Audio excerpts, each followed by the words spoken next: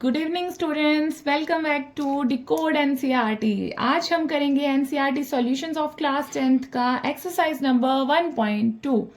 ठीक है, so question number 1 क्या है हमारा? Prove that under root 5 is irrational. Irrational numbers हमें पता है कौन से होते हैं, जिनको हम पी बाई क्यू की फॉर्म में नहीं लिख सकते हैं। ठीक है, एंड कोई इमेजिनरी नंबर्स हो गए इरेशनल लाइक दैट, ये तो हमने ये प्रूव करना है। ठीक है, सो हम कैसे करते हैं? सबसे पहले हम लिखेंगे we have to prove under root 5 is irrational. ठीक है, सो उसके बाद हम अज्यूम करके चलते हैं कि अब हम कॉन्ट्राडिक्शन मेथड से इसको सॉल्व करेंगे। ठीक है, सो हम पहले हमने प्रूव करना है इरेशनल, बट हम कॉन्ट्राडिक्ट कर रहे हैं इसको। ठीक है, तो हमारे पास क्या आएगा? अंडर रूट 5 जो है हमारा क्या हो जाएगा? Let us assume under root 5 is rational। ठीक है, so hence under root 5 can be written in the form of P upon Q where P and Q are co-prime। अब co-prime numbers आप लोगों को पता ही होंगे क्या होते हैं। co-prime numbers means no common factor other than 1। no common factor other than 1, ये हमारे co-prime numbers होते हैं। ठीक है, and Q is not equal to 0। ठीक है, सो हम क्या करेंगे यहाँ पे? हेंस अब हम इसको अंडर रूट 5 को A अपॉन बी की फॉर्म में लिख P अपॉन Q की फॉर्म में लिख सकते हैं। ठीक है, क्योंकि हमने ये रैशनल बताया। ठीक है, अब हम क्या करेंगे? Q को इस साइड लेके आएंगे तो हमारा क्या हो जाएगा? Under root 5। अब यहाँ पे डिवाइड हो रहा है तो इस साइड आके क्या हो जाएगा? ये मल्टीप्लाई। तो यहाँ पे Q is equal to P। अब हम क्या करेंगे? अंडर रूट हटाने के लिए हम क्या करेंगे? स्क्वेयरिंग करेंगे बोथ साइड।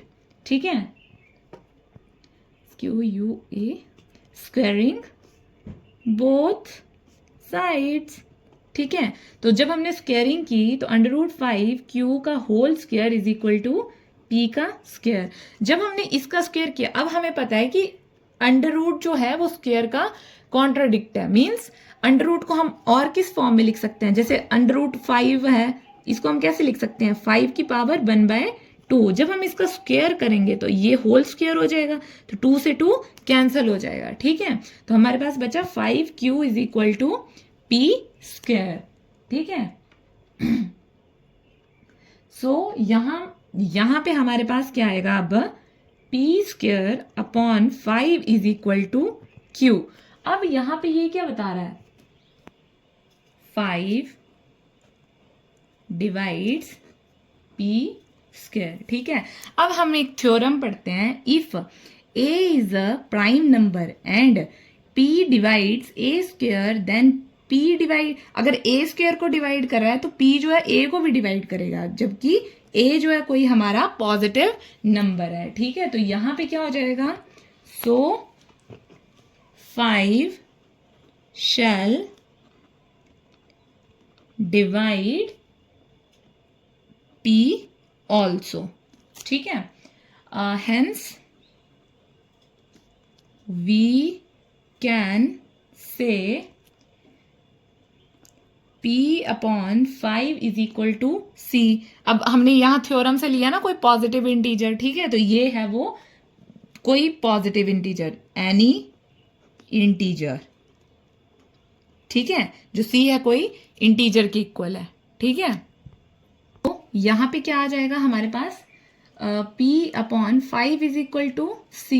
ठीक है, तो यहां पे क्या आ जाएगा? P is equal to 5C। तो हमने क्या करना है? अब हम जानते हैं कि जो 5Q स्क्वेयर था इज इक्वल टू P के स्क्वेयर के इक्वल था। ठीक है, ये हम वी नो दैट। ठीक है, तो यहां से हम क्या करेंगे? अब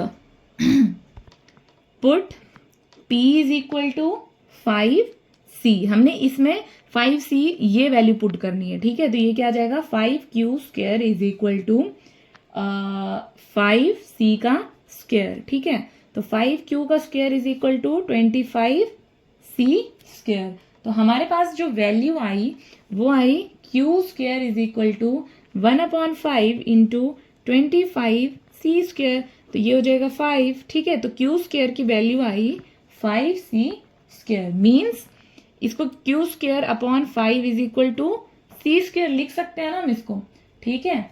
तो यहां से क्या प्रूव होता है, हेंस 5 डिवाइड्स q², ठीक है।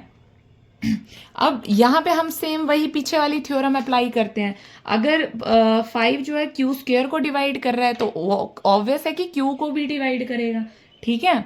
तो हमारे पास क्या आ जाएगा फिर, अब हम लिख सकते हैं कि पहले 5 ने डिवाइड किया p को, अब 5 डिवाइड कर रहा है q को। तो हम लिखेंगे ये इक्वेशन 2 है हमारी। पीछे हमने इक्वेशन नंबर 1 दिया था जो जहां पे हमने q को डिवाइड किया था, ठीक है।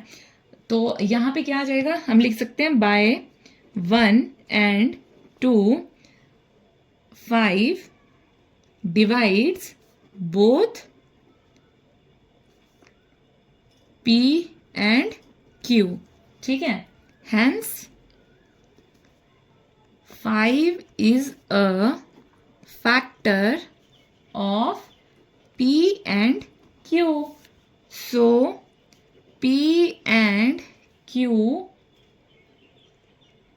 have a factor 5, ठीक है। अगर ये p and q जो है वो क्या है, 5 है, मतलब 5 के फैक्टर्स हैं, ठीक है। तो हमने क्या देखा था, p एंड q जो हमने जब कॉन्ट्राडिक्ट किया था तो p एंड q क्या लिए थे हमने, को प्राइम्स। तो को प्राइम मीन्स उनका सिर्फ एक ही कॉमन फैक्टर है, तो इसमें तो 5 भी आ रहा है, ठीक है। तो हम क्या लिखेंगे, so therefore p and q are not coprime, ठीक है। इसके बाद क्या आएगा हमारे पास, our assumption is wrong, ठीक है। by contradiction √5 is irrational, ठीक है। hence proof, okay. ये था हमारा क्वेश्चन नंबर 1। सो इसी के साथ सेम वे में अगले सारे क्वेश्चंस ऐसे ही होंगे, ठीक है। अब मतलब देखो, अब सेम चीज मैं आपको बार बार तो रिपीट ऐसे थोड़ी करवाती रहूंगी, ठीक है। तो सेम ऐसे ही हमने इसको सॉल्व करना है। अगर किसी क्वेश्चन में आपको इसके सिर्फ 2 to 3 आई थिंक 4 क्वेश्चंस हैं इसमें और, ठीक है।